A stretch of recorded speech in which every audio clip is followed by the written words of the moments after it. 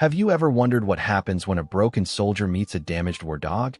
In the next few minutes, I'll show you how one man's act of compassion became a fight against a corrupt military program that changed animal welfare laws forever. This incredible true story of redemption will leave you speechless. Subscribe now and drop a comment telling me where you're watching from. Let's see how far this remarkable story travels. The late September air carried a distinct chill across the open fields outside Missoula, Montana. Dust swirled in miniature tornadoes as pickup trucks and worn sedans rolled into the makeshift parking lot of Caldwell's livestock auction. The sky hung heavy and gray, matching the mood of the unusual event taking place that afternoon. Jake Sullivan hunched his broad shoulders against the wind, his weathered Carhartt jacket offering little comfort against the emotional weight he carried. At 38, the former Marine's face told stories his lips rarely did. Deep lines etched around steel blue eyes that had seen too much in Afghanistan's unforgiving terrain. His dark hair, peppered with premature gray at the temples, was cut short in a style that betrayed his military past. Jake hadn't planned on attending the auction. The flyer had caught his eye at Miller's General Store that morning, military service dog liquidation. Something about those words felt fundamentally wrong, like they were describing machinery rather than living creatures. The auction pen smelled of hay, manure, and desperation. Most of the animals had already been sold when Jake arrived, German Shepherds and Belgian Malinois that looked relatively healthy and well-maintained. But as he approached the back pen, the auctioneer's voice took on a different tone. Next up, lot number 47. Male American Pit Bull Terrier, approximately 5 years old. Government surplus. Jake moved closer to the pen where a once powerful dog stood motionless. The animal's coat, what remained of it, was a dull, brindle pattern, interrupted by a network of scars that told of unspeakable abuse. Ribs protruded sharply against skin, and one ear was partially missing. The dog's eyes, though amber and intelligent, remained fixed on the middle distance, as if refusing to acknowledge his surroundings. Starting bid at $100. The auctioneer called, sounding doubtful. This one's certified as a trained military asset, but fair warning, marked for euthanasia due to behavioral issues. Silence fell over the small crowd. Nobody raised a hand. Folks, this dog's got extensive training. Government spent thousands on him. $75. A man in a county animal control uniform shook his head. That dog's got no future, Pete. We've got orders to put him down if he doesn't sell. Too aggressive for rehab, paperwork says. $50, then. Anyone? The silence stretched uncomfortably. Jake found himself studying the dog more closely. Despite the animal's condition, there was something dignified in the way he stood, shoulders square, gaze unwavering, bearing the weight of his circumstances with a soldier's stoicism. Last call. $50, or he's scheduled for termination tomorrow morning. I'll take him, Jake heard himself say, the words escaping before he'd fully formed the thought. The auctioneer squinted at him. Got 50 from the gentleman in the back. Going once. You sure about this, buddy? A rancher next to Jake muttered. That dog's been through hell. Military rejects are trouble, especially pits. Going twice. I've been through hell too, Jake replied quietly. Sold. For $50 to the gentleman in the back. As Jake approached to complete the paperwork, a thin man with wire-rimmed glasses handed him a manila folder. Here's what we got on him. Designated 0 in the program. No civilian name registered. 0. Jake frowned. Military numbering system for washouts. The man explained with clinical detachment.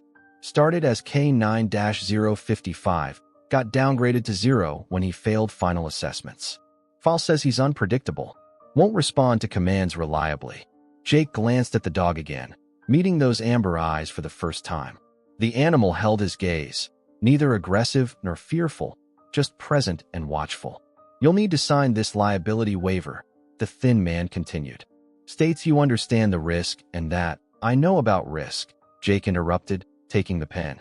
His hand moved across the paper, signing his name with the same decisiveness that had carried him through 3 tours of duty. And I know about being labeled too broken to be useful. As he approached the pen with a leash, the dog backed against the far wall, a low growl rumbling from deep in his chest. Easy, Jake said softly. I'm not here to hurt you. He crouched down, making himself smaller. We're just going home, Zero. Whatever home means to dogs like us. The 20-mile drive from Missoula to Jake's property in the Bitterroot Valley passed in silence. Occasionally, Jake would glance in the rearview mirror at the dog secured in the truck bed, its body rigid with tension despite the restraints. Zero hadn't put up much resistance when loaded into the truck, behaving less like a dangerous animal and more like a prisoner resigned to transfer. Jake's property came into view as they rounded a bend in the dirt road, 60 acres of Montana wilderness, bordered by dense forest on one side and rolling grassland on the other. The main house was a modest 2-story log cabin, weathered by decades of harsh winters, but still sturdy, like the man who'd built it. Nearby stood a large barn and several outbuildings in various states of repair. Home sweet home, Jake muttered to no one in particular as he pulled up to the cabin. He hadn't always been alone here. The ranch had once belonged to his grandfather, Maxwell Sullivan, a tough-as-nails World War II veteran who'd raised Jake after his parents died in a car accident when he was 12. The old man had passed away 4 years ago, leaving Jake the property and a lifetime of memories, some that comforted him in the long nights, others that haunted him alongside fresher ghosts from Kandahar. As Jake cut the engine, the abrupt silence heightened his awareness of every sound. The wind in the pines, the distant call of a hawk, the creaking of the old porch swing. After the constant cacophony of war, the quiet had initially been maddening. Now, it was his sanctuary. He approached the truck bed cautiously. "All right, Zero. Let's get you settled." The dog watched him, muscles tense beneath scarred skin. Jake moved slowly, extending his hand palm down near, but not too near, the animal's face. "I'm not going to hurt you. We've both seen enough of that." When Jake reached for the lead, Zero flinched but didn't snap. Progress, of a sort. Inside the cabin, Jake's life was Spartan by design. No photographs adorned the walls, too many memories. No television, the news triggered flashbacks. The furnishings were functional: a worn leather couch, a sturdy oak table, bookshelves filled with history and military strategy texts. His military awards and medals stayed hidden in a footlocker under his bed. That evening, as darkness settled over the valley, Jake sat on the porch steps nursing a glass of whiskey. Zero remained tethered to a post several feet away, scanning the shadows as if expecting threats to materialize. "You know," Jake said after a while, "my grandfather would say we're both suffering from the same disease." He took a sip, feeling the familiar burn. He called it the war after the war. Came back from the Pacific in '45 and jumped at shadows for 30 years. The dog's ears twitched in his direction, but otherwise showed no response. Jake's phone rang, breaking the moment. The screen displayed Dr. Martinez, VA clinic. With a grimace, he silenced it. "Third appointment I've missed this month," he told Zero. "They'll probably call tomorrow with that same concerned voice. Mr. Sullivan, we're worried about your isolation. Social reintegration is a crucial component of PTSD recovery." His laugh was hollow. "What they don't understand is some of us aren't built for reintegration." The ringing started again almost immediately. This time, the screen read Emily Carter. Jake hesitated, then answered, "Yeah." "For months, Sullivan," came a woman's firm voice. "For months since you've shown your face in town for anything but supplies." "Hello to you too, Emily. The VA office called me. Again, you're missing appointments." Jake sighed. "I'm fine." "Sure you are. That's why you're drinking alone on your porch talking to yourself. I can practically hear the ice in your glass." He set the whiskey down with a guilty glance. "I've been busy." "With what?" "Staring at the mountains? Counting ceiling tiles." There was a pause. "I heard you bought a dog at Caldwell's today. A pit bull." News traveled fast in small towns. "How'd you? Pete Caldwell's wife is my receptionist. Said you took home that military reject they were going to put down." Another pause. "Jake, those dogs can be dangerous, especially with their training. You should bring him in for an evaluation." "He's fine." "You're a terrible liar." "Always have been." Emily's voice softened. "Look, I'm headed out to the Wilson Ranch tomorrow morning for their horses. I could swing by afterward. No charge." Jake watched Zero, who had finally laid down, though his body remained alert. "He's pretty messed up, Em. Not just physically. Then he's in the right place, isn't he?" The question hung between them, loaded with meaning. "I'll be there around 11. Try to be vertical." After hanging up, Jake made a simple dinner, canned soup and crackers. He filled a bowl with kibble he'd picked up in town and cautiously placed it near Zero. The dog watched him retreat before approaching the food. Later that night, Jake prepared a spot for Zero in the barn, laying out blankets in a clean stall. It's not the Ritz, but it's dry and safe. But when he tried to lead the dog inside, Zero planted his feet and refused to move. The animal's breathing quickened, and a tremor ran through his body. "What's wrong?" Jake tried gentle urging, but Zero's panic only intensified, his eyes wild with fear. After several failed attempts, Jake remembered something from his own worst days: how certain enclosed spaces triggered memories of an IED that had nearly killed him and his unit. "The barn's no good, huh?" he said quietly. "Something happened to you in a place like this?" Making a quick decision, Jake gathered the blankets and brought them to the covered porch. He arranged them in a corner, then unclipped Zero's lead. "Your choice, inside or out here." Zero stayed rooted in place. With a sigh, Jake grabbed a sleeping bag from inside and set it on the porch near the dog's blankets. "Guess we're both sleeping out here tonight." As Jake settled into his makeshift bed, staring up at the stars beyond the porch roof, he couldn't help but wonder what he'd gotten himself into. Next to him, Zero remained vigilant, refusing to surrender to sleep. "One day at a time," Jake murmured. "That's all any of us can do." Dawn broke over the Bitterroot Valley with tentative fingers of pink and gold, illuminating the frost that had formed overnight.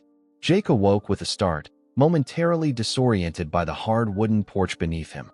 His breath formed small clouds in the chilly morning air as memories of the previous day returned.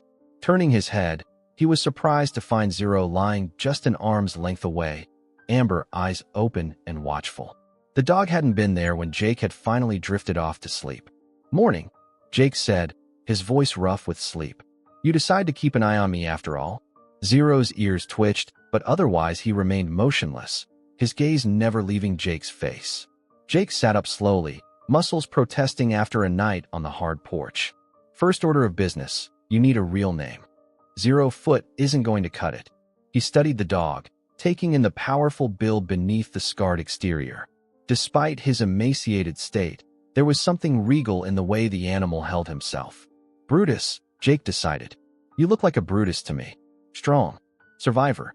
The newly named Brutus didn't react to the christening, but he did track Jake's movements as he stood and stretched. "Let's get some breakfast, Brutus." Inside the kitchen, Jake prepared a simple meal of eggs and toast for himself and filled a fresh bowl with kibble and a bit of leftover bacon for the dog.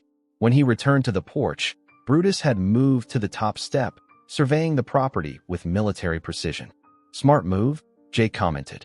"High ground, good sight lines. They trained you well." He set the dog's bowl down at a respectful distance and backed away.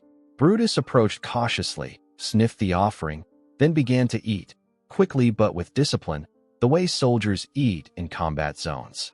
After breakfast, Jake decided to show Brutus the boundaries of his new home. He attached a long lead to the dog's collar, allowing plenty of slack. "Ground rules," Jake explained as they walked. "This is your territory now, too. You protect it, respect it." They toured the perimeter, past the barn that Brutus still refused to enter, around the workshop where Jake occasionally tinkered with engines, along the creek that bisected the eastern edge of the property. Throughout, Brutus maintained a calculated distance, close enough to follow but far enough to flee if necessary. Near the creek bank, a sudden flutter of wings startled a group of mallards into flight. Brutus dropped instantly into a defensive posture, a low growl emanating from deep in his chest. "Easy," Jake soothed. "Just birds." The dog's reaction reminded Jake of his own first months back home. How the slam of a car door had once sent him diving behind his truck. How 4th of July fireworks still had him reaching for a weapon that wasn't there. "You and me," Jake said quietly, "we're wired the same way. Threat assessment never shuts off." As they continued their walk, Jake kept up a steady monologue, talking about the property, his grandfather, the changing seasons, anything to acclimate Brutus to his voice. The dog seemed to relax incrementally with each passing hour, the distance between them gradually shrinking. By mid-morning, they had returned to the cabin. Jake checked his watch. Emily would be arriving soon. He glanced at Brutus, who had taken up position under a pine tree with good visibility of the approach road. "We're going to have company." veterinarian named Emily Carter. She's persistent, but she knows her stuff.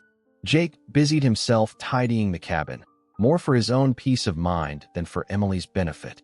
At precisely 11, the sound of tires on gravel announced her arrival. Through the window, Jake watched as a mud-splattered Jeep Cherokee pulled up beside his truck. "Right on time," he muttered.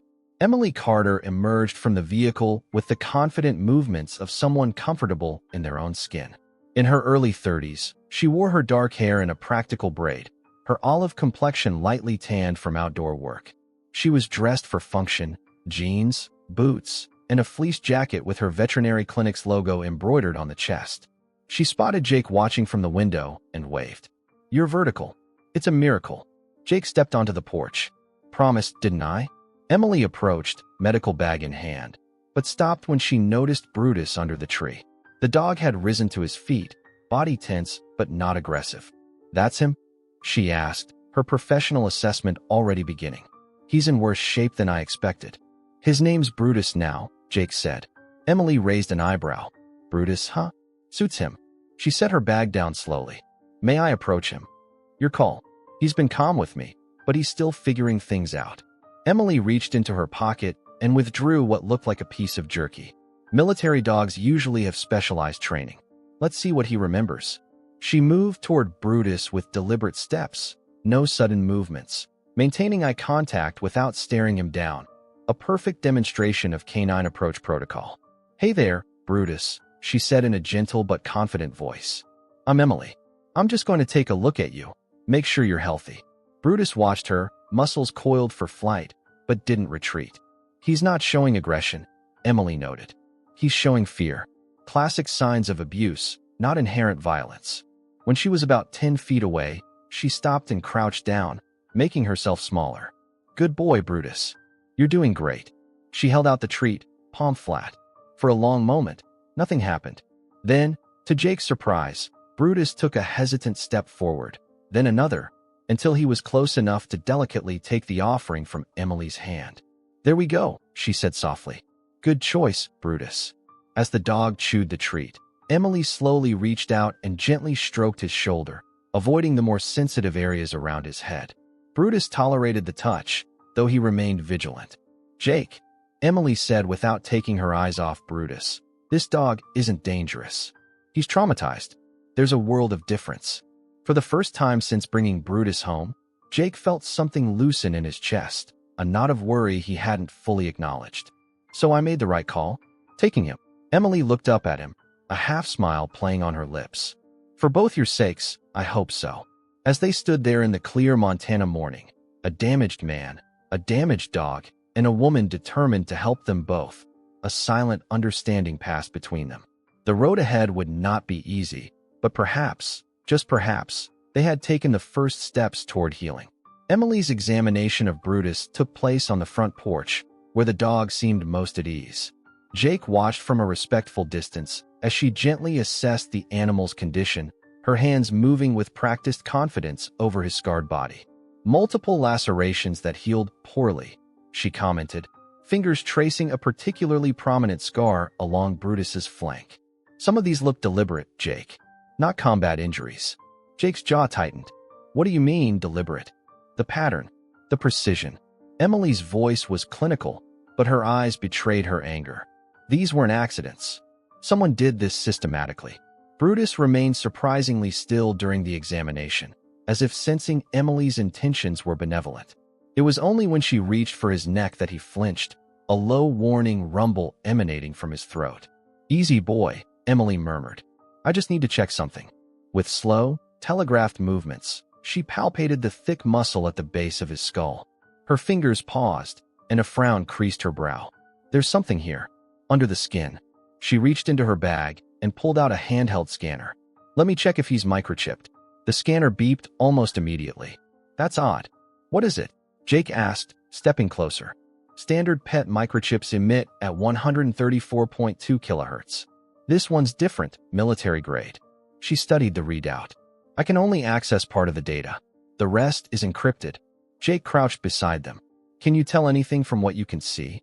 Emily nodded slowly. "His real designation wasn't K9-055, or 0. According to this, he was MARSOC K9, B7, part of Marine Special Operations Command. Jake's eyes widened. Special Operations?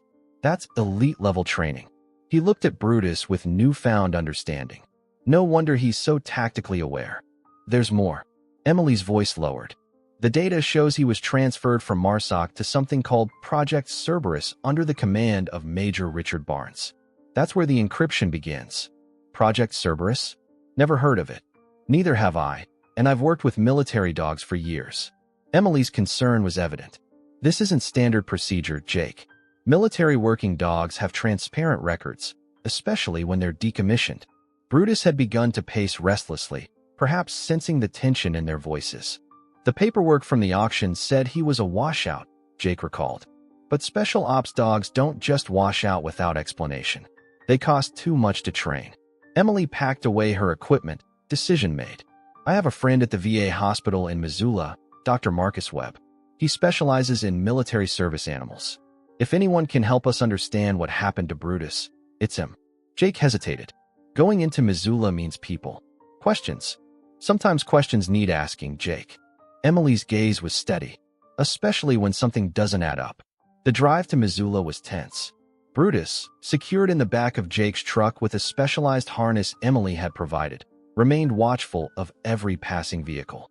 Dr. Marcus Webb's office was located in a quiet wing of the VA hospital. A tall, African-American man with close-cropped gray hair and the ramrod posture of a career military officer, Webb greeted them with cautious curiosity. Emily, he nodded, then extended a hand to Jake. Dr. Marcus Webb, former Army Veterinary Corps. Jake Sullivan, former Marine Corps. Webb's grip was firm.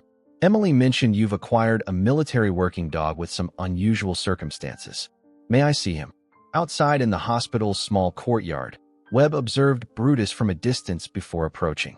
His examination was methodical, his expression growing more troubled with each discovery. These markings here, he pointed to a series of small puncture scars on Brutus's shoulder, are consistent with repeated injections. And these burns, he indicated faint circular marks near the dog's spine, appear to be from some kind of electrical device. Jake felt sick. What the hell did they do to him? Webb connected a specialized reader to his tablet and scanned Brutus's microchip again. His security clearance granted him deeper access to the encrypted data. According to this, Brutus served 2 deployments in Afghanistan with distinction. Citations for valor under fire. Then 6 months ago, he was transferred to Project Cerberus. Webb scrolled through the limited information. After that, there's a 6-month gap until he was classified as unsuitable for service and released for disposal. Disposal? Jake's voice was dangerously quiet. Their term, not mine, Webb clarified. What concerns me is this gap. Military working dogs have meticulous daily records, training logs, medical reports, performance evaluations. 6 months of nothing is unprecedented. Emily leaned forward. What was Project Cerberus? Webb's expression darkened. Officially, it doesn't exist. But there have been rumors in veterinary corps circles about experimental training protocols being tested on a small group of dogs. Protocols that pushed well beyond ethical boundaries. You mean torture? Jake stated flatly. Webb didn't contradict him. The project was supposedly headed by Major Richard Barnes. He has a controversial reputation, brilliant but ruthless. Believes the ends justify any means. And Brutus was one of his test subjects, Emily concluded. Webb nodded grimly. Based on these records and his physical condition, I'd say he was subjected to extreme stress conditioning, possibly pharmaceutical enhancement. The good news is that his basic health is salvageable. The psychological damage, he trailed off, can be addressed. Jake finished firmly, one day at a time. As they prepared to leave, Webb pulled Jake aside. Sullivan, there's something you should know. If Brutus was part of a classified program, there could be people who don't want that information public. People who might go to great lengths to keep it quiet. Jake met the doctor's gaze. You think we could be in danger? I think you should watch your back, Webb advised. And keep Brutus close. He may be more valuable than you realize. The drive back to the ranch was quiet, each lost in their own thoughts. As they turned onto the long dirt road leading to Jake's property, Emily finally broke the silence. What are you going to do? Jake glanced in the rearview mirror at Brutus, who sat alert but calmer than he'd been on the journey into town. "First, I'm going to help him heal," Jake said with quiet determination. "Then we'll figure out the rest." What neither of them noticed was the black SUV that had been parked across from the VA hospital, or the man inside who had photographed them as they left. As Jake's truck disappeared around the bend, the man picked up a secure phone. "Sir, Sullivan took the dog to the VA. Dr. Webb was involved." "Yes, sir. I understand." Continued surveillance only. In the growing darkness, as Jake's ranch came into view, Brutus's ears perked forward. For the first time, there was something in his posture that suggested recognition, not of danger, but of sanctuary. Whatever storms lay ahead, for tonight at least, they were home. The following days established a cautious rhythm at the ranch. Each morning, Jake and Brutus would walk the property perimeter, a ritual that seemed to bring the dog a sense of security. Afternoons were spent on gentle rehabilitation, basic commands, short training sessions, and moments of quiet companionship. Evenings found them on the porch, Jake reading aloud from whatever book he had on hand while Brutus lay nearby, gradually inching closer with each passing night. Progress came in small victories. The first time Brutus accepted food directly from Jake's hand. The moment he voluntarily approached Jake rather than maintaining his careful distance. The night he slept soundly through a thunderstorm instead of pacing anxiously. On the fifth day, Brutus finally allowed Jake to touch the sensitive area around his neck and head without flinching.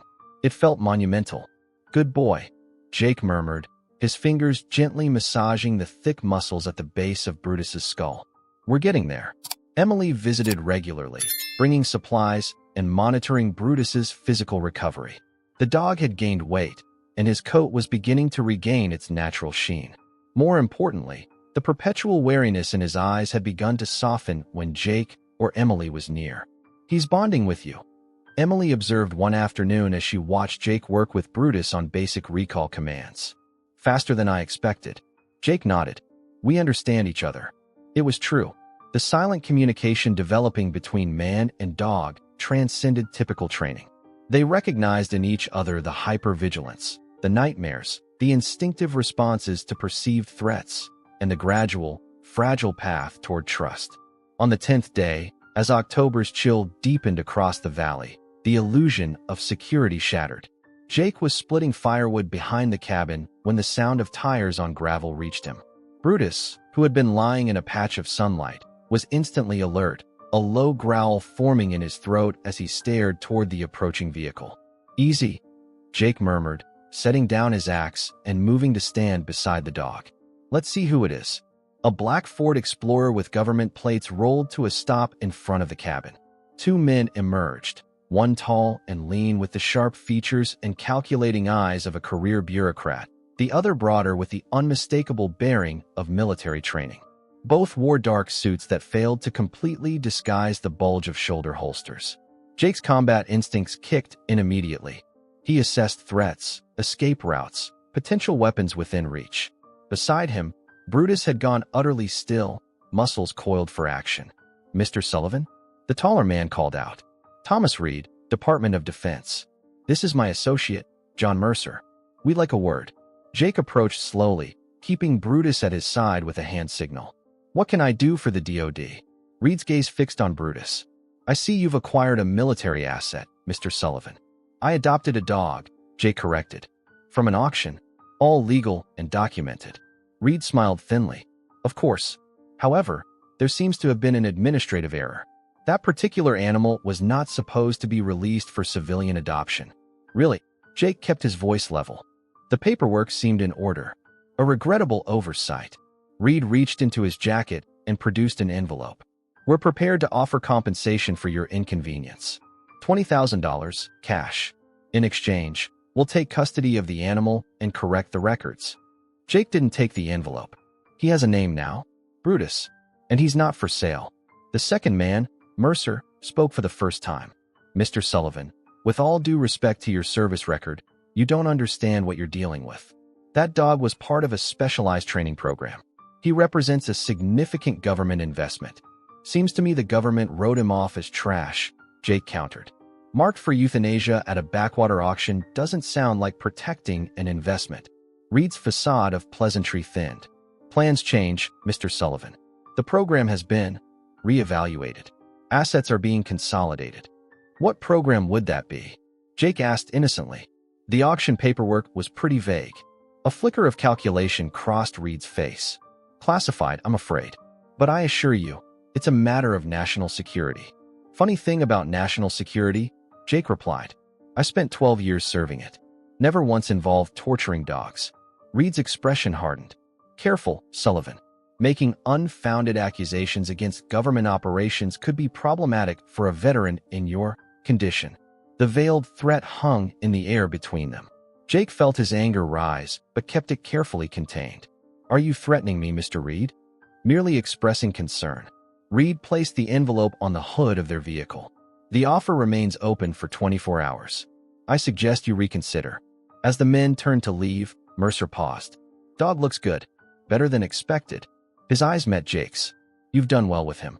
Shame to undo all that progress. After they drove away, Jake remained motionless, watching until the dust settled on the empty road.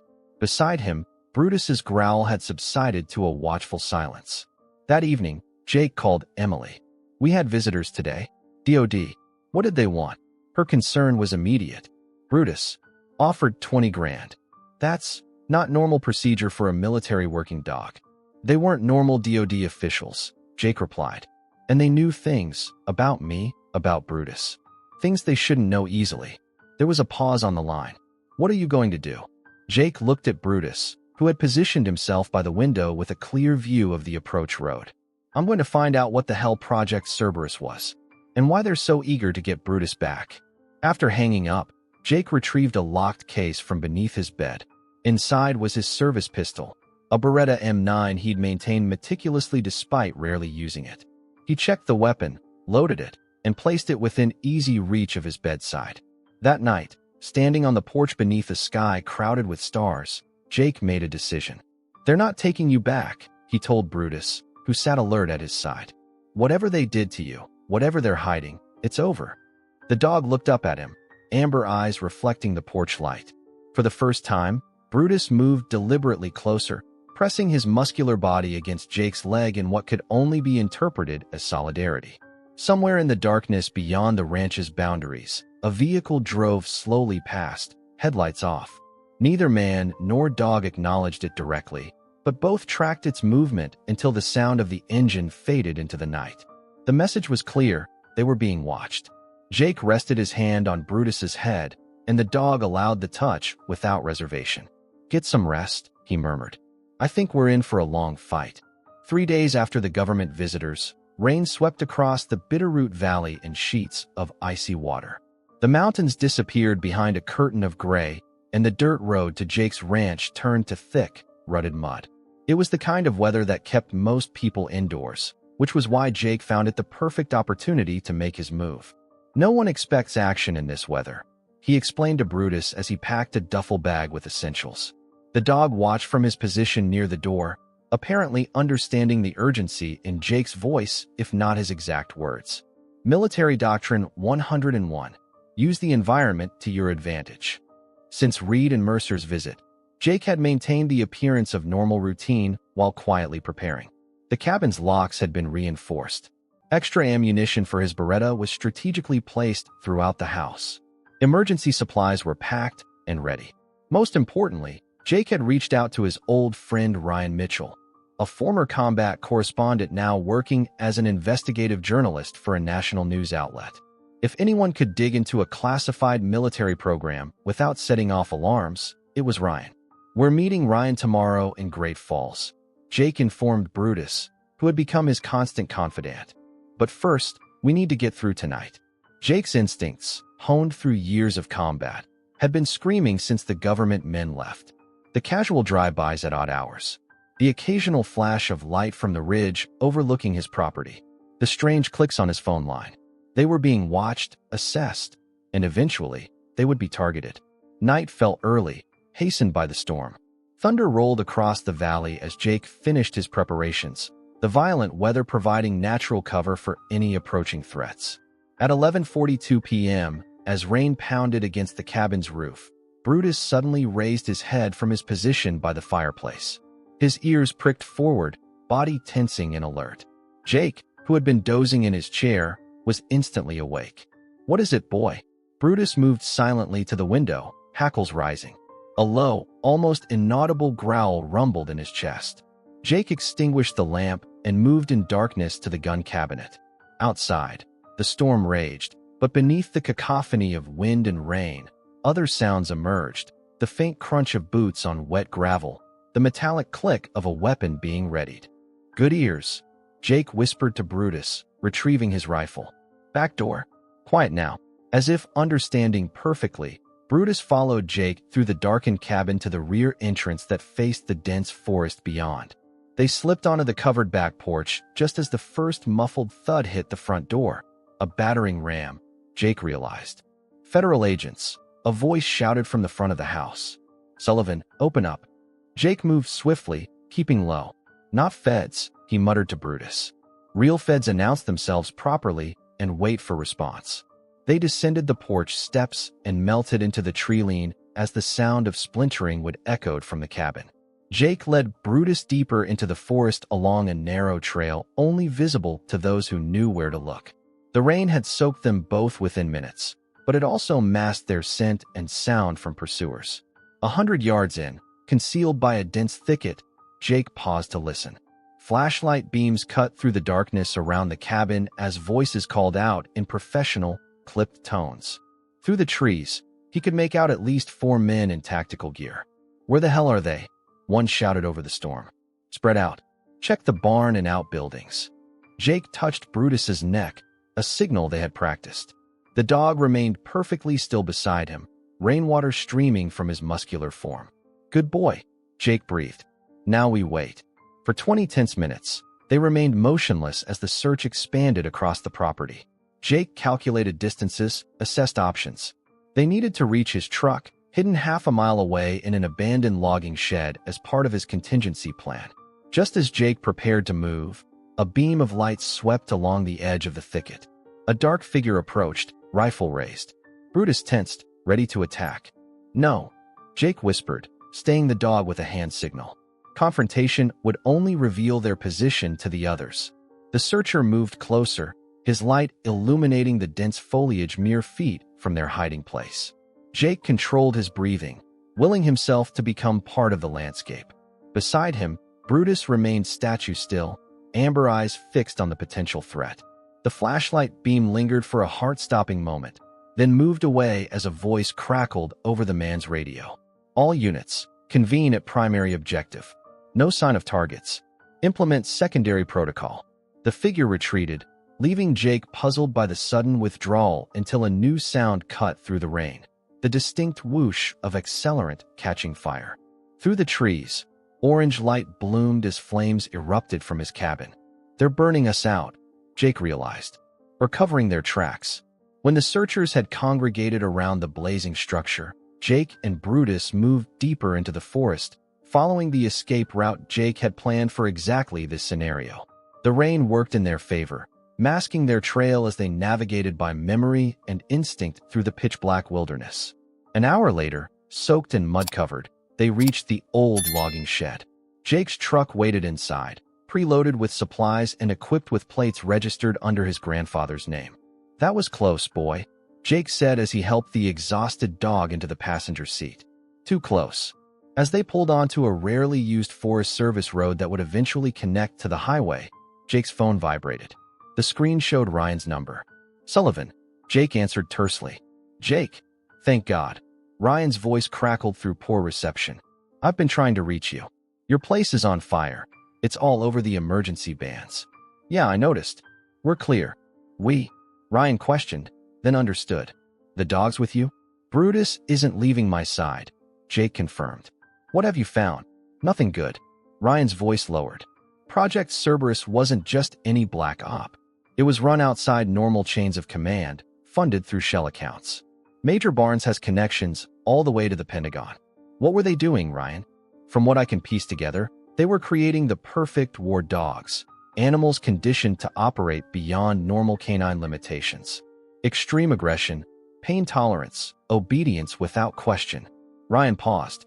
Some of my sources suggest pharmaceutical enhancements, experimental neurosurgery. The program was shut down 3 months ago when a congressional oversight committee got wind of it. So why do they want Brutus back now? Jake questioned, glancing at the dog beside him. Because Barnes is appealing the shutdown, claims he was on the verge of a breakthrough, and he needs evidence of the program's success to make his case. Brutus is evidence, Jake concluded grimly.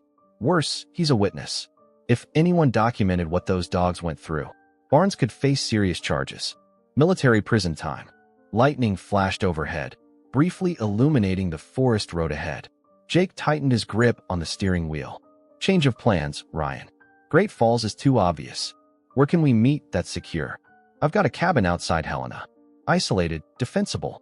I'll text you coordinates. Ryan hesitated. Jake, these people, they're operating outside the law now. Be careful. We will. As they drove through the stormy night, Brutus eventually relaxed enough to rest his head on Jake's thigh, a small gesture of trust that meant everything in that moment. They're going to regret coming after us, Jake told him quietly. We're done running from our ghosts. By dawn, as they crossed into Lewis and Clark County with the storm finally breaking behind them, Jake allowed himself a moment of grim satisfaction. They had survived the first assault, but the war, their war, was just beginning. The cabin outside Helena perched on a rocky outcropping, offering commanding views of the surrounding valley. Built of weathered timber and local stone, it blended into the landscape like a natural formation. Ryan Mitchell had inherited the property from an uncle years ago and maintained it as both a riding retreat and a sanctuary when his investigative work required discretion. Jake and Brutus arrived as afternoon shadows lengthened across the mountainside. After a careful approach, circling twice to ensure they weren't followed, Jake finally guided his mud-splattered truck up the narrow access road. Ryan waited on the porch, a tall figure with a journalist's observant eyes and the cautious posture of someone who had spent time in war zones. At 42, his once red hair had dulled to auburn, streaked with premature silver at the temples. A neatly trimmed beard covered a scar from an IED in Fallujah where he and Jake had first crossed paths. As Jake stepped from the truck, Ryan descended the porch steps in 3 long strides and embraced him fiercely. Damn good to see you in one piece, Sullivan, he said, voice thick with emotion. You too, Mitchell. They separated, and Ryan's gaze shifted to Brutus, who remained in the truck, watchful and alert. So that's him? The 4-legged reason the DoD is turning Montana upside down. Jake nodded. That's Brutus. He doesn't look like a super soldier, Ryan observed. Neither did we. Once upon a time, Jake replied. Don't let the scars fool you. He's sharp as they come. Inside the cabin, Ryan had transformed the main room into an investigative command center. 3 laptops hummed on a large oak table, surrounded by stacks of documents and printouts. Photographs and handwritten notes covered one wall, connected by colored strings in a complex web of relationships and timelines. Welcome to the war room, Ryan said, gesturing to his work. Been pulling 16-hour days since you called. Jake surveyed the assembled intelligence with a professional eye while Brutus conducted his own methodical inspection of the cabin's perimeter. What have you found? Ryan handed Jake a mug of strong black coffee and settled into a chair. Project Cerberus began 4 years ago under Major Richard Barnes's command, he explained, pointing to a photograph of a stern-faced officer with cold eyes and a rigid posture. Barnes has a PhD in canine psychology and extensive field experience training military working dogs. After 3 tours in Afghanistan, he became convinced that standard military dog training was too constrained by ethical considerations. Meaning he wanted to push boundaries, Jake surmised. Push, break, and burn, Ryan confirmed grimly. He wrote several classified papers advocating for enhanced conditioning methods to create what he called the ultimate canine asset. Dogs that would operate beyond normal biological limitations. Ryan pulled up a heavily redacted document on one of his laptops. Through back channels and some very nervous whistleblowers, I've pieced together what that actually meant.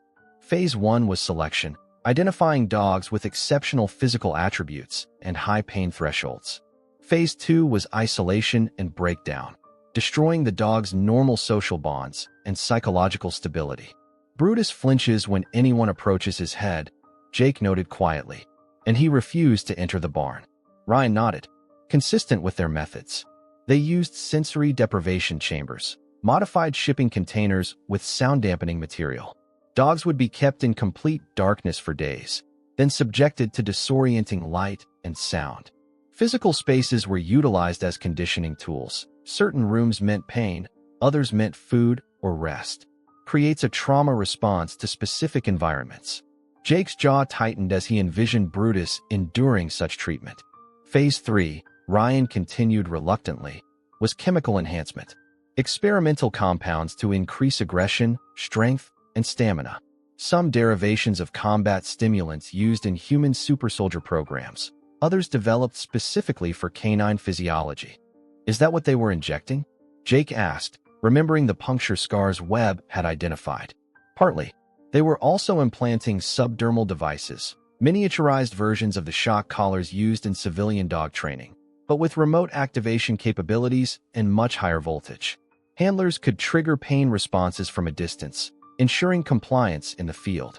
Jake set down his coffee, stomach churning, and Brutus went through all of this. According to my sources, he was their star pupil. Ryan pulled up another file. Most dogs broke completely, became too unstable to function. Others died from the chemical treatments. But Brutus adapted. His performance metrics were off the charts. Barnes was ecstatic. Then why discard him? Ryan's expression darkened. That's where things get complicated. 6 months ago, a scheduled oversight inspection was announced. Barnes knew his program wouldn't stand scrutiny, so he dispersed the evidence, the dogs, to various channels. Most were euthanized.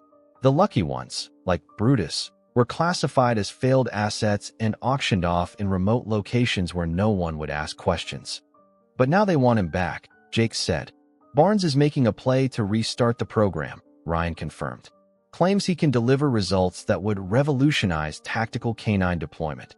But he needs to demonstrate success and eliminate evidence of the program's darker aspects. Brutus represents both. His physical capabilities would impress the right generals, while the surgical scars and implants would damn Barnes if properly documented. Jake moved to the window, watching as Brutus patrolled the cabin's perimeter with military precision. How high does this go, Ryan? Who authorized Barnes in the first place? That's the million-dollar question. Ryan pulled out a heavily redacted authorization document. The signature block here belongs to someone at the Pentagon, assistant secretary level or higher. I'm still working my connections to uncover the name. Is Emily in danger? Jake asked suddenly, remembering the veterinarian who had helped them. Possibly. Barnes has resources, and he's desperate. Anyone who knows about Brutus is a potential liability. Jake pulled out his phone. I need to warn her. Before he could dial, his phone vibrated with an incoming call, Emily's number. Emily, Jake answered. I was just about to. Jake, her voice was hushed, urgent. There are men asking questions about you in town. Black SUVs. They came to the clinic this morning. Are you safe? For now, I'm at my sister's place in Butte. She paused. They had a warrant, Jake. They're saying you stole military property and assaulted federal officers. Jake's eyes met Ryan's. It's a cover story. They need legal justification to hunt us publicly. What do you want me to do? Emily asked. Stay hidden, Jake instructed. And Emily, thank you for everything you've done for Brutus. Be careful, Jake. She replied softly before ending the call. Night had fallen by the time Ryan completed his briefing. The full scope of Project Cerberus lay exposed across the cabin's main room, a damning chronicle of institutional cruelty masked as military necessity. We need to take this public, Jake decided, studying the evidence. Full disclosure. Every document, every photo. Ryan nodded thoughtfully. I have contacts at major news outlets. Once this breaks, Barnes is finished. But we need ironclad proof. Something they can't deny or classify away. The chip, Ryan realized. Brutus's implant contains operational data. If we can extract and decrypt it, it becomes Exhibit A, Jake finished. But we need someone with the right equipment and expertise. Ryan smiled thinly. As it happens, I know someone. Former NSA cryptographer who works private sector now. Owes me a favor from an expose I killed at his request. He glanced at his watch. She's in Spokane, about 5 hours from here. Then we leave at first light. Jake decided. The longer we wait, the more time Barnes has to close in. Later that night, as Ryan slept, Jake sat on the cabin's back deck with Brutus at his side. The night was clear, stars scattered across the Montana sky like diamonds on black velvet. In the distance, an owl called plaintively. "I need you to know something," Jake told the dog quietly. "What they did to you, it wasn't your fault. And it wasn't mine either." He hesitated, putting words to a realization that had been forming since he'd first seen Brutus in that auction pen. "We're not just weapons to be used and discarded. We get to choose what we become after the war." Brutus shifted closer, resting his head on Jake's knee. The gesture, so normal, so trusting, felt like a victory against everything Barnes had tried to create. "Tomorrow we fight back," Jake promised, resting his hand on the dog's scarred head. "Not just for us, but for every soldier, human or canine, they've used and thrown away." In the silent communion between man and dog, a pact was formed, one that would carry them through the dangerous days ahead. Dawn broke with crystalline clarity over the mountains as Jake, Ryan, and Brutus prepared to depart for Spokane. The October morning brought frost that crunched beneath their boots as they loaded the truck with essential gear, weapons, communications equipment, and the meticulously organized evidence against Project Cerberus. "We should avoid main highways," Ryan suggested, spreading a map across the hood. "State police will be looking for your vehicle by now." Jake nodded. "Forest Service roads to Thompson Falls, then secondary routes into Idaho. Longer journey, but safer." As Jake secured the last of their supplies, Ryan's satellite phone rang. His expression darkened as he listened to the caller. "When?" he asked tersely. "Are you certain?" "Yes, I understand. Thanks for the warning." He ended the call and turned to Jake. "That was my contact at DOD. Barnes knows we're in Montana. They've established roadblocks on all major exits from the state." "How'd they track us?" "Not us, Emily." Ryan's voice was grim. "They picked her up at her sister's place in Butte 3 hours ago. Official story is questioning related to theft of government property, but my source says she's being held at a private facility outside Missoula." Jake's face hardened. "She has nothing to do with this. They don't care. She's leverage." Ryan ran a hand through his hair. "They'll use her to draw you out." Jake leaned against the truck, mind racing through tactical options. Beside him, Brutus sensed the tension, his body alert and ready. "Change of plans," Jake decided. "We can't leave Emily in their hands, and we can't get out of the state through conventional means." Ryan studied his friend's face. "You're talking about going offensive. Barnes took my home, threatened my dog, and now he's taken someone innocent." Jake's voice was steel. "It's time we took something of his." By midday, they had formulated their strategy. Ryan's intelligence gathering had identified Barnes's temporary command center, a decommissioned military communications outpost in the hills 20 miles northwest of Missoula. Satellite imagery showed minimal security, 2 guards at the entrance, no perimeter fence, and a blind approach through dense forest from the north.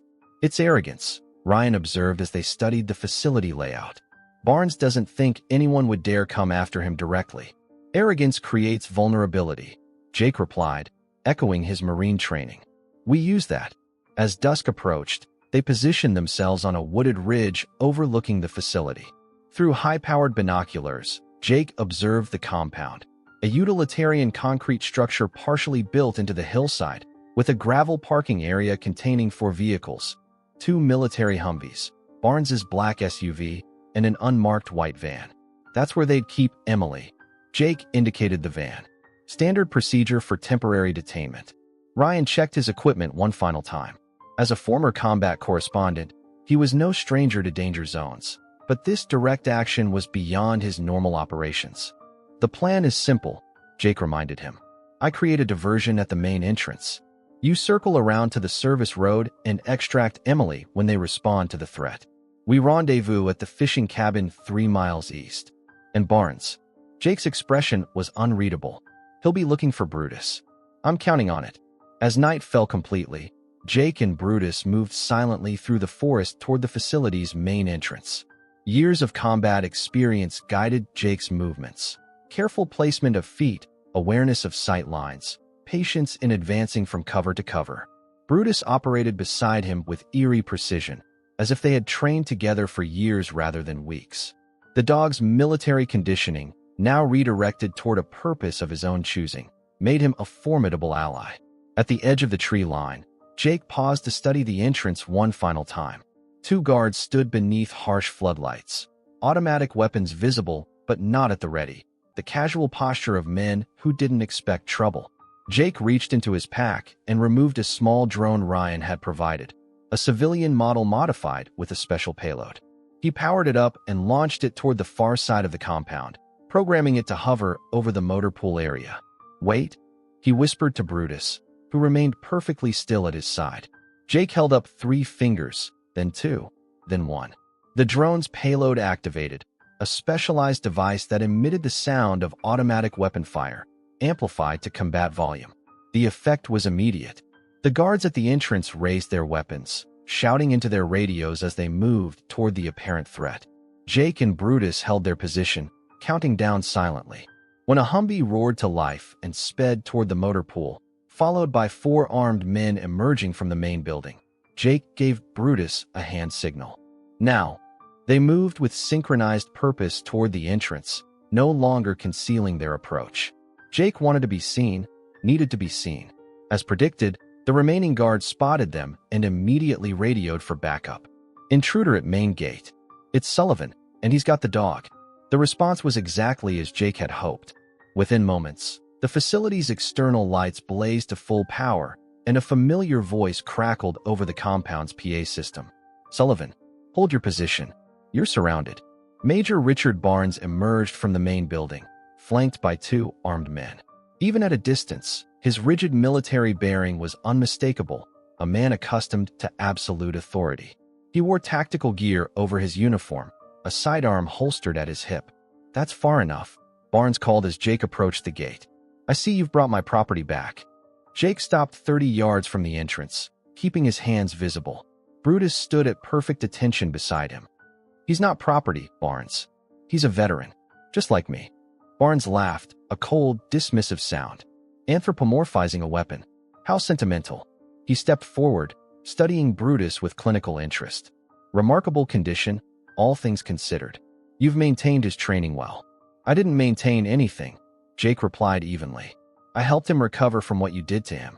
"Recover?" Barnes raised an eyebrow. "You misunderstand the entire program, Sullivan. We weren't damaging these animals. We were elevating them, creating something superior." While Barnes monologued, Jake tracked the movement around the perimeter through his peripheral vision. Ryan would be in position by now, approaching the white van where Emily was likely held. "Where's Dr. Carter?" Jake demanded, keeping Barnes engaged. "The veterinarian? Safe. Cooperative, once we explain the national security implications of her interference." Barnes took another step forward. "She's not your concern anymore. None of this is." Jake needed to draw Barnes further out, away from the building. "You're going to prison, Major. We have everything. Documentation of the program, witness testimony, physical evidence." A flicker of uncertainty crossed Barnes's face before his confidence reasserted itself. "No, you don't. You have rumors and circumstantial connections. Nothing concrete." "We have the chip," Jake bluffed. "Brutus's implant. We extracted and decrypted it yesterday." The effect was immediate. Barnes's composure faltered, his gaze darting between Jake and Brutus. "Impossible.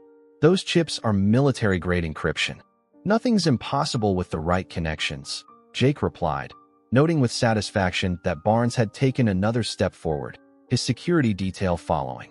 "The Senate Armed Services Committee already has copies." Barnes's hand moved subtly toward his sidearm. "You're lying." "Am I? Why do you think I came here?" "This isn't a rescue mission, Barnes. It's me delivering the news personally. You're finished." At that moment, the facility's power cut out. Ryan signaled that he had reached Emily. In the momentary darkness before emergency generators kicked in, Jake gave Brutus the command they had practiced. "Brutus, engage." The dog launched forward with devastating speed, targeting not Barnes but the armed guard on his left. The precision of the attack was surgical. Brutus took the man down at the knees, disarming him without inflicting serious injury before pivoting toward the second guard. Jake moved simultaneously, closing the distance to Barnes before the Major could draw his weapon.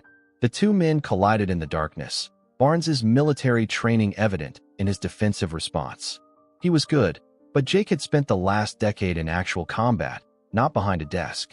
The fight was brutal and efficient. Barnes landed a powerful strike to Jake's ribs, but Jake countered with an elbow to the Major's jaw that sent him staggering backward. As Barnes recovered and reached again for his sidearm, Brutus completed his second takedown and turned toward them. The sight of the dog, the very weapon Barnes had created, now advancing on him with controlled purpose, seemed to trigger something primal in the Major. He abandoned his attempt to draw his weapon and instead pulled a small device from his tactical vest. "Stop, or I'll put him down," Barnes shouted, holding up what Jake recognized as a remote trigger.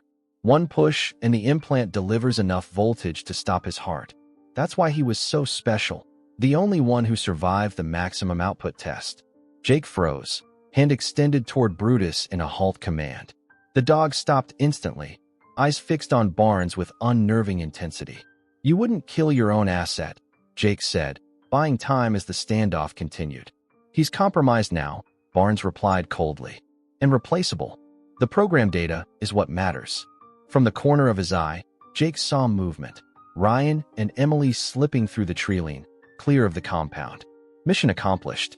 Now they just needed to extract. "What did you hope to achieve, Barnes?" Jake asked, maintaining the Major's attention.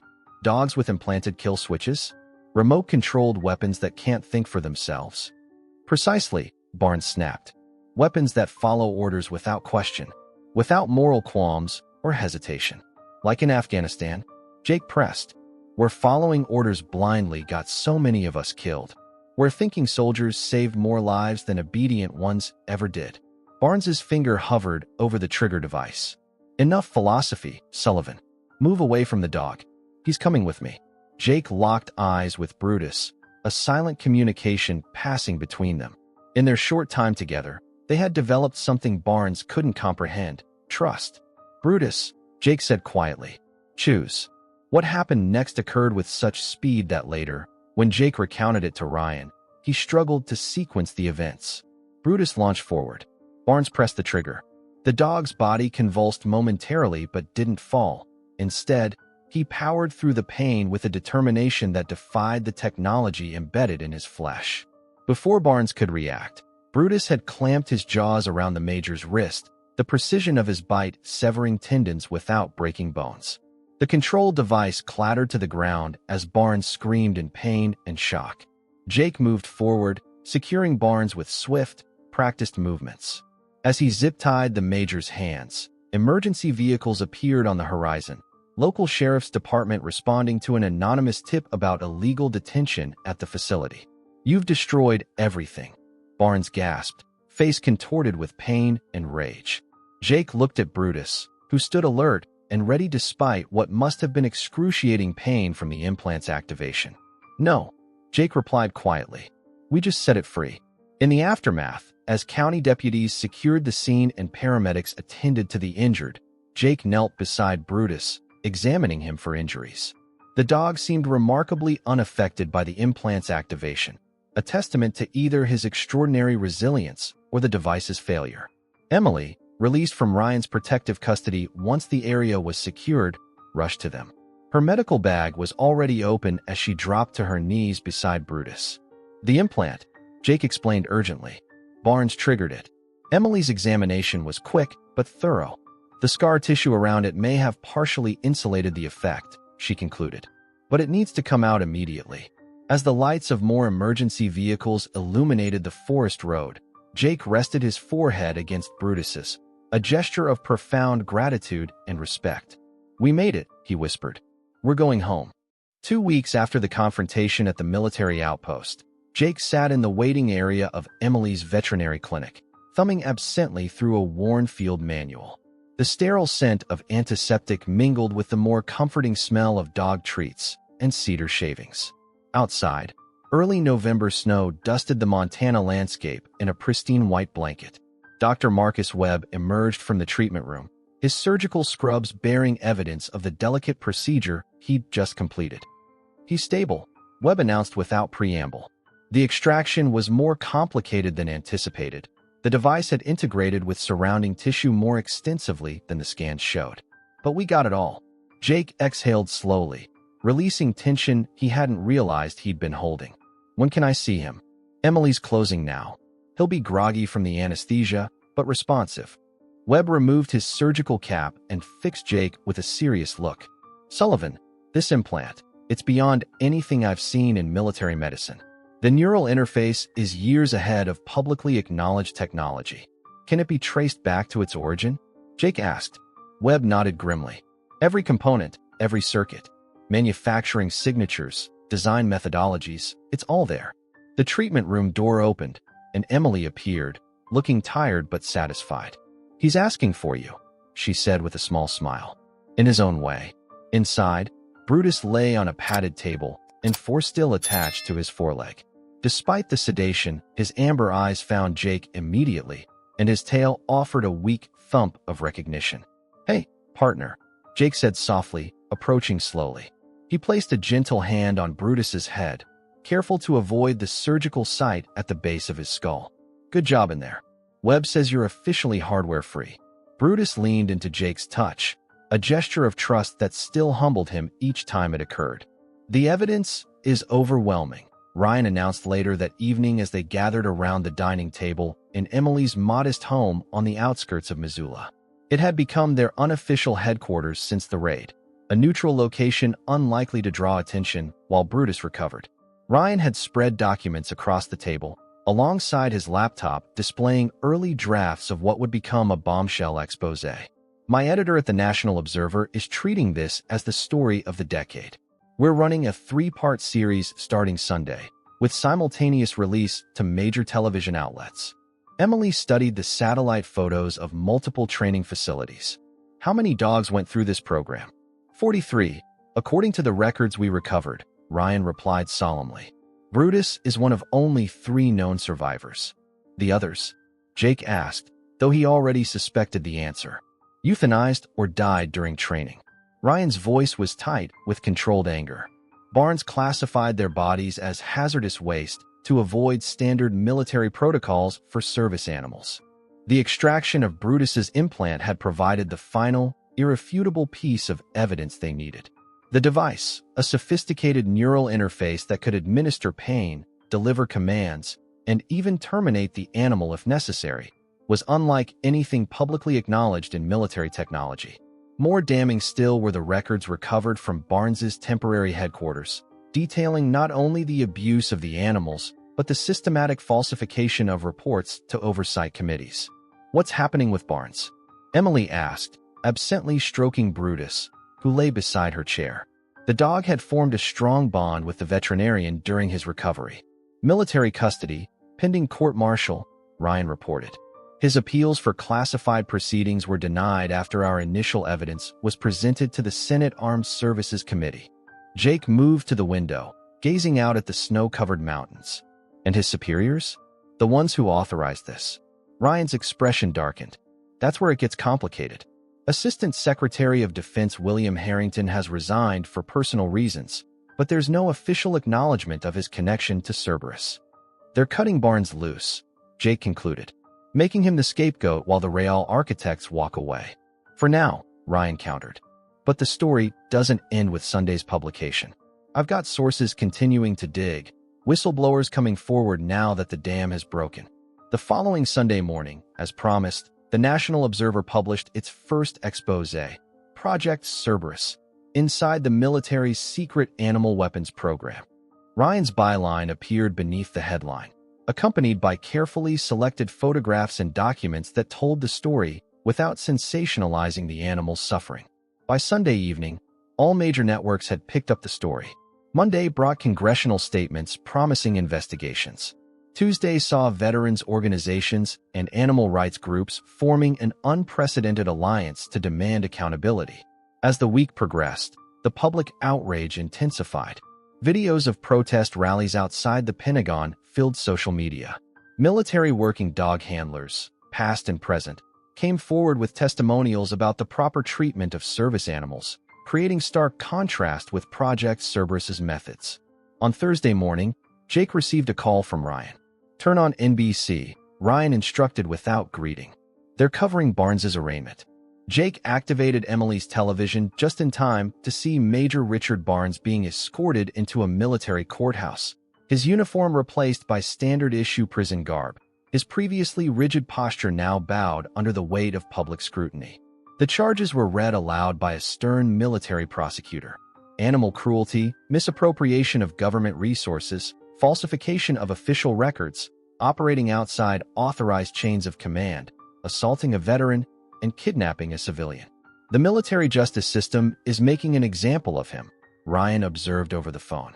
The brass needs to demonstrate that this was the action of a rogue officer, not sanctioned policy. Is it enough? Jake wondered aloud. It's a start, Ryan replied. And there's more. Congressman Latimer is introducing legislation next week, the Military Working Dog Protection Act. If it passes, it will completely overhaul how service animals are treated during and after their careers. After ending the call, Jake joined Emily on the back porch, where she sat bundled against the cold, watching Brutus explore the snowy yard. The dog moved with increasing confidence each day, his physical recovery progressing rapidly since the implant's removal. Ryan says Barnes will likely face 20 years, Jake told her, settling into the adjacent chair. Emily nodded, her breath forming small clouds in the crisp air. I've been thinking about what comes next, she said after a moment. For him. She nodded toward Brutus, who was methodically patrolling the property's perimeter, a habit from his military training that had evolved from compulsion to choice. Me too, Jake admitted. My ranch is gone. Barnes's men made sure of that. You could rebuild, Emily suggested. Maybe. Jake watched Brutus complete his circuit of the yard. Or maybe it's time for something new. Something purposeful. Emily turned to face him, curiosity in her eyes. What are you thinking? Remember what Webb said? About the other survivors from Cerberus. Jake's gaze remained on Brutus. They're out there somewhere. And probably hundreds more like them. Service dogs discarded after their usefulness ended. A smile spread slowly across Emily's face as she caught his meaning. A sanctuary, she said softly. A rehabilitation center for former military working dogs. Who better to help them than someone who understands? Jake asked. Both their training and their trauma. The idea had been forming in Jake's mind since the confrontation with Barnes. A purpose that honored not only Brutus's journey but also addressed a need that Jake, in his own isolation, had overlooked: the systematic neglect of military canines after their service ended. It would take resources, Emily cautioned. Land, facilities, expertise. Ryan says there's a book deal on the table. And a potential documentary. Jake shrugged, uncomfortable with the notion of profiting from their ordeal, but recognizing the opportunity it presented. Plus, with Barnes's conviction almost certain, there will likely be restitution. Emily's expression grew thoughtful. I could provide medical oversight. My practice is already half large animals anyway. It wouldn't be a stretch to specialize further in service dogs. As they discussed logistics, Brutus completed his patrol and approached the porch. He climbed the steps with athletic grace, a far cry from the broken animal Jake had first encountered at the auction, and settled between their chairs, a sentinel still on duty, but now by choice rather than conditioning. Jake reached down to scratch behind Brutus's ears, marveling at how far they had both come in such a short time. The dog leaned into his touch, amber eyes clear and present in a way they hadn't been before the implant's removal. What do you think, boy? Jake asked quietly. Ready to help some others like you? Brutus's tail thumped decisively against the porch boards, as clear an answer as any human words could provide. Later that night, as snow fell gently outside Emily's guest room window, Jake sat on the edge of the bed, composing an email to Congressman Latimer. His testimony would be crucial in shaping the proposed legislation for military working dogs. Beside him, Brutus dozed peacefully, occasional twitches of his paws suggesting he was running in his dreams, perhaps for the first time, running towards something rather than away. The news played quietly on a tablet propped on the nightstand. A solemn-faced anchor reported that Major Richard Barnes had been denied bail and remanded to military custody pending trial. The camera cut to footage of protesters outside the Pentagon, many with service dogs at their sides, holding signs that read, "They serve too," and "Honor all veterans, human and canine." Jake closed his laptop and turned off the news, satisfied that justice was in motion, not just for Brutus, but for all the animals who had served in silence. The system that had created Project Cerberus was being held accountable, dragged into the light by the very persistence and loyalty it had tried to weaponize. Outside, the Montana winter settled over the landscape like a promise of renewal, harsh but necessary, clearing the way for spring's inevitable rebirth. Spring arrived in the Bitterroot Valley with a gentle insistence that belied the harsh winter preceding it. Wildflowers dotted the meadows surrounding the newly constructed main building of what local residents had begun calling Second Chance Ranch. The 40-acre property, situated 15 miles from Missoula, had once been a working cattle operation before falling into disrepair. Now, it hummed with purpose once more. Jake stood on the wide front porch, coffee mug in hand, watching as the morning sun illuminated the mountains to the east. 6 months had passed since the Barnes trial, a swift military proceeding that had resulted in a 25-year sentence for the disgraced major. The subsequent congressional investigations had exposed a network of enablers within the Defense Department, leading to multiple resignations and a fundamental reevaluation of military animal programs. The sound of tires on gravel drew Jake's attention to the long driveway, where Emily's familiar Jeep approached. Beside him, Brutus perked up at the sound, his powerful frame now restored to peak condition. The physical transformation was remarkable: glossy brindle coat, clear eyes, and a confident posture that spoke of security rather than vigilance. But it was the psychological changes that truly demonstrated his recovery. The dog who once flinched at sudden movements now playfully roughhoused with other canine residents. The animal who had refused to enter enclosed spaces now moved confidently through the ranch's buildings, a self-appointed overseer of their growing operation. "Morning, you two," Emily called as she parked and emerged with a cardboard carrier of coffee cups. "Thought the volunteers might need reinforcements." The new arrivals kept everyone busy last night. The new arrivals were 3 former military working dogs, 2 German Shepherds, and a Belgian Malinois, recently released from service in Afghanistan. Unlike Brutus, they hadn't been subjected to experimental programs, but they bore their own invisible scars from years in combat zones. They settled in around midnight, Jake reported, accepting the coffee gratefully. Rhonda stayed over to monitor them. Rhonda Wilson, a former Army dog handler with a psychology degree, had been the ranch's first hire. Her expertise in transitioning military dogs to civilian life had proven invaluable as their operation expanded. "Any red flags?" Emily asked, her veterinary assessment already beginning. "Echo's displaying some resource guarding with food," Jake noted. "Maverick flinches at loud sounds. Sierra seems well-adjusted but hasn't bonded with handlers yet." Emily nodded, making mental notes for her upcoming evaluations. "Standard combat zone adaptations. Nothing we haven't seen before." They walked together toward the main rehabilitation barn, a spacious, light-filled structure designed specifically to avoid triggering canine trauma responses. Large windows, open sight lines, and multiple exit points created an environment where formerly stressed dogs could begin to relax their hypervigilance. Inside, the morning shift of volunteers was already at work. A mix of veterans and animal behavior specialists, they moved with the careful awareness that came from understanding trauma, both human and canine. Mr. Sullivan, called Jason, a former Army Ranger who had lost his left leg in Iraq. "Sierra took treats from my hand this morning. First direct interaction she's allowed." Jake smiled at the small victory. "Good work. Keep it slow and consistent." Congressman Latimer's office called, reported Lisa, their administrative coordinator. The Military Working Dog Protection Act passed the House committee vote yesterday. It's headed to the floor next week with bipartisan support. The legislation, inspired directly by Brutus's story, would mandate proper retirement protocols for all military working dogs, including comprehensive medical care, appropriate placement processes, and, most significantly, a prohibition against classifying them as equipment in military documentation. "Ryan's doing a segment on it for NBC tonight," Jake noted. "He thinks it'll pass with an overwhelming majority."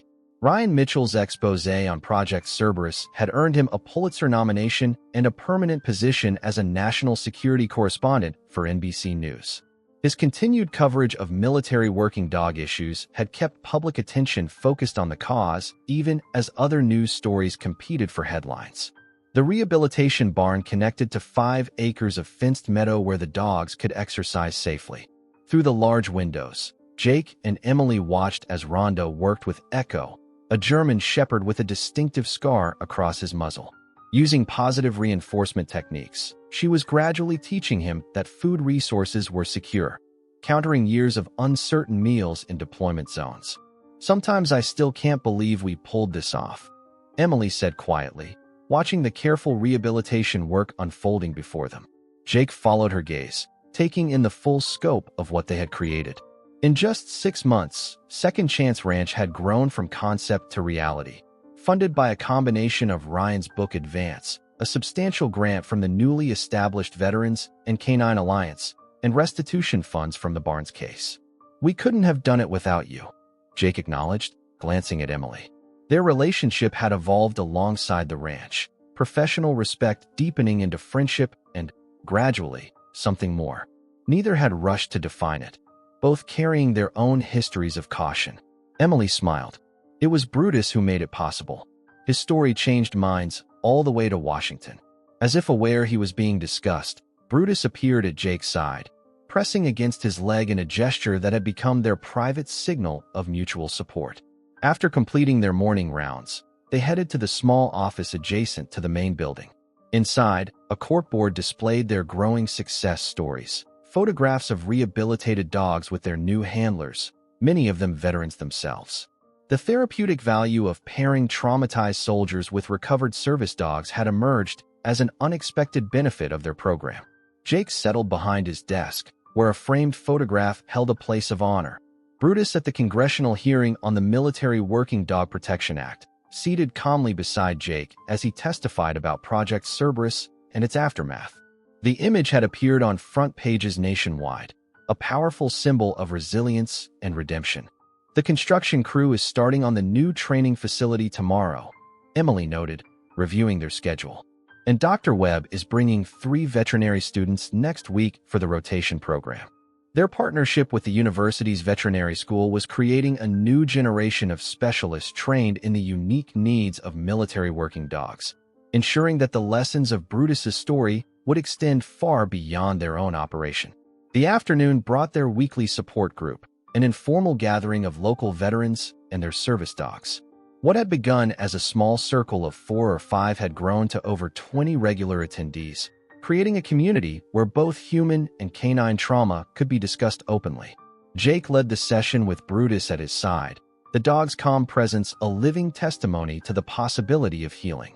As veterans shared their experiences, the nightmares, the hypervigilance, the struggle to readjust to civilian life, many found it easier to speak while stroking their canine companions. "It's the judgment," explained Michael, a former Navy corpsman attending for the first time. "My dog doesn't care what I did over there or what I'm going through now. He's just present. Doesn't need me to explain or justify anything." Nods of recognition circled the room. It was a sentiment Jake understood profoundly, having experienced it himself with Brutus. "They meet us where we are," Jake affirmed, "not where society expects us to be." Later, as the spring day softened into evening, Jake and Emily sat on the main house's porch swing, watching as the ranch settled into its nighttime routine. Volunteers departed, night staff arrived, and the property's security protocols, a necessary precaution given their high-profile work, were activated. Brutus lay at their feet, his position offering a clear view of the approach road. Old habits transformed into chosen responsibilities. "Letter came today," Jake mentioned, reaching into his jacket pocket. "From a master sergeant in the K-9 training program at Lackland Air Force Base. Says they're using Brutus's story in their handler ethics curriculum now." Emily smiled. "From discard to teaching tool. Quite a journey. The program director wants to bring a class here in the fall. See our methods firsthand." The implications were significant, influencing the next generation of military dog handlers from within the system itself. Change, not just as response to scandal, but as preventative education. As twilight deepened into night, Jake found himself reflecting on the improbable path that had led them here. The auction that had seemed like an endpoint had actually been a beginning. The dog deemed valueless had become invaluable, not for his military capabilities, but for his capacity to transform suffering into purpose. Brutus stirred at Jake's feet, rising to stretch before repositioning himself. In that simple movement was everything they had worked for. A dog choosing his own comfort, expressing his own preferences, living on his own terms while still honoring the connection they shared. "You know what Webb told me last week?" Jake said quietly. He said Brutus shouldn't have survived that implant activation. The voltage was lethal by design, Barnes's ultimate failsafe. But somehow he pushed through it. Emily considered this. Perhaps it wasn't just physical resilience. Maybe it was having something worth fighting for, freedom, trust, a different kind of life. Jake nodded, finding truth in her words. It was what he had discovered himself in these past months, that recovery wasn't just about escaping the past, but about finding a future worth embracing. Inside the main house, the phone rang. Emily answered, listened briefly, then turned to Jake with an excited expression. "It's Ryan," she said, covering the receiver. "The bill passed the House, 412 to 8. The Senate vote is scheduled for Monday, with similar support expected." Jake accepted the phone, listening as Ryan detailed the legislative victory. The Military Working Dog Protection Act would soon become law, ensuring that no service dog would again be treated as disposable equipment. After the call, Jake knelt beside Brutus, cradling the dog's scarred face between his hands. "You did it, boy," he said softly. "You changed everything." Brutus held his gaze, amber eyes reflecting the porch light, eyes that now contained peace alongside their intelligence. In that moment of connection, Jake recognized what they had both discovered through their shared journey, that wounds could become wisdom, that trauma could transform into testimony, and that sometimes the most profound way to heal yourself was to help heal others. As night settled fully over Second Chance Ranch, bringing with it the prospect of new arrivals, new challenges, and new victories, Jake Sullivan and Brutus, once broken soldier and discarded weapon, stood watch together, guardians not of war, but of recovery, their shared purpose stretching before them like the Montana sky, vast, deep, and full of possibility. Leave a like, subscribe to the channel, hit the notification bell, and if you watched until here, comment, "I watched until here," and share your opinion about this story. Oh, and don't forget to watch the next video that appears on the end screen. It's very exciting.